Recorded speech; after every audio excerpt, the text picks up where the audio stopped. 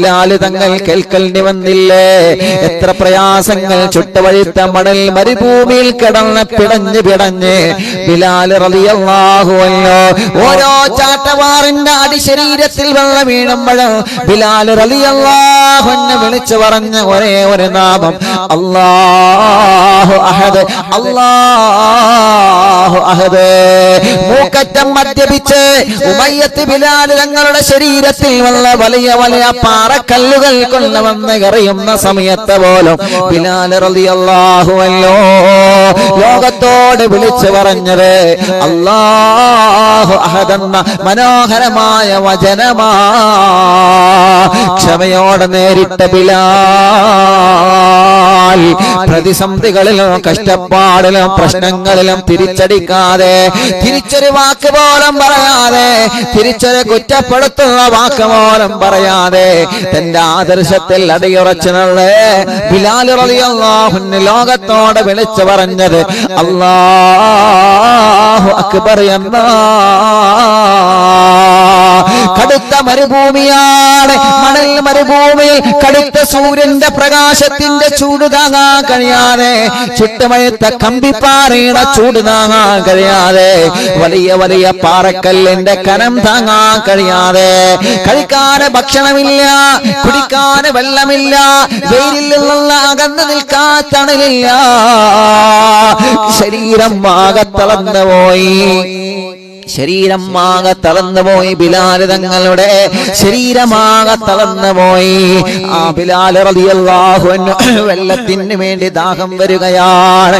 ദാഹിച്ച് കുറച്ച് വെള്ളം ചോദിച്ച സമയത്ത് ഉമയ്യത്ത് ചെയ്തതെന്തെന്നറിയോ? മഹാനായ ബിലാൽ റളിയല്ലാഹുവിന്റെ നെഞ്ഞത്ത് ചവിട്ടി കയറുകയാണ്.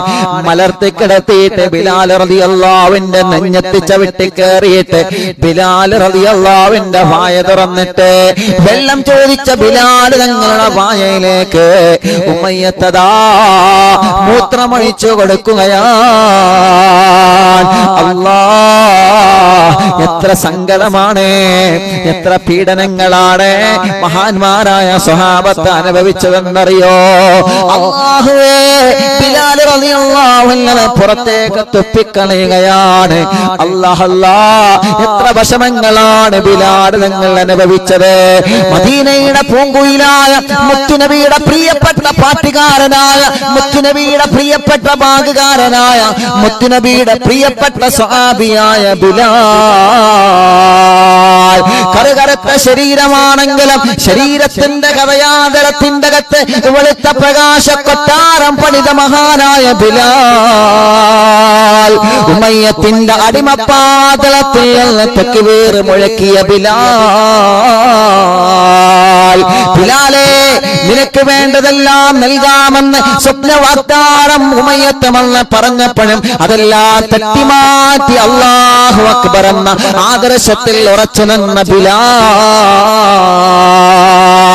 യാസർ തങ്ങൾക്ക് വന്നതുപോലെ ശരീരത്തിന്റെ ഓരോ ഭാഗങ്ങളും ശത്രുക്കളെ വന്ന് വിച്ഛേദിക്കുമെന്ന് ഉറപ്പായിട്ട് പോലും അല്ലാഹു അക്ബർ എന്ന ആദർശത്തിൽ ഉറച്ചു നിന്ന മഹാനായ ബിലാൽ റളിയല്ലാഹു അൻഹുവിന്റെ ചരിത്രം നമ്മുടെ മനസ്സിലേക്ക് വരട്ടെ.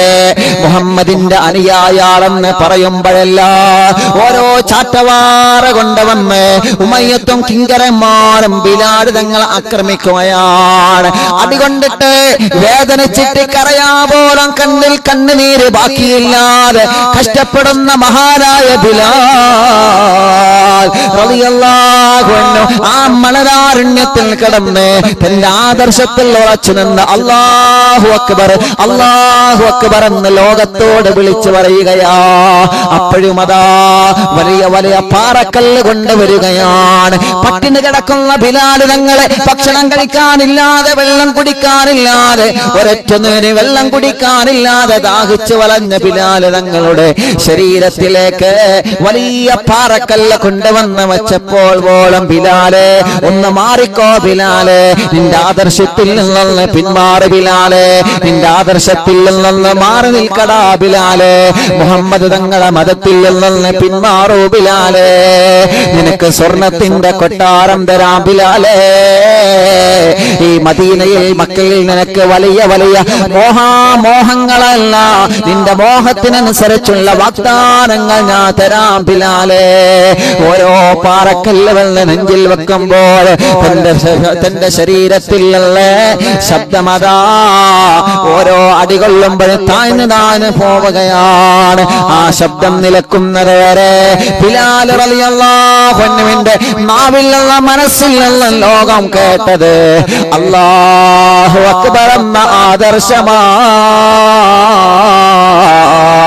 അല്ലാഹു അക്ബർ എന്ന ആദർശമാ. അങ്ങനെ അക്രമങ്ങൾ ഏൽക്കേണ്ടി വന്നപ്പോ ബിലാൽ റളിയല്ലാഹു അൻഹു അവിടെ നിന്നും പ്രതികരിച്ചില്ല. വിവരങ്ങളെല്ലാം മുത്തുനബി സല്ലല്ലാഹു അലൈഹി വസല്ലമ തങ്ങൾ അറിയുന്നുണ്ട്.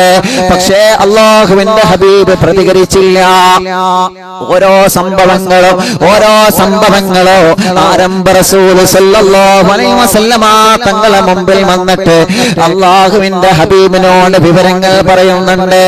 യാസിർ റളിയല്ലാഹു അൻഹു ശഹീദായ വിവരം അല്ലാഹുവിന്റെ ഹബീബ് അറിഞ്ഞപ്പോ അവിടുന്ന് മുത്തുനബി ദുആ ചെയ്തു, യാസറിന് കുടുംബത്തിന് സ്വർഗത്തിലൊരു കൊട്ടാരം കൊടുക്കണമല്ലാ, യാസറിന് കുടുംബത്തിനോ സ്വർഗത്തിലൊരു കൊട്ടാരം കൊടുക്ക അല്ലാ.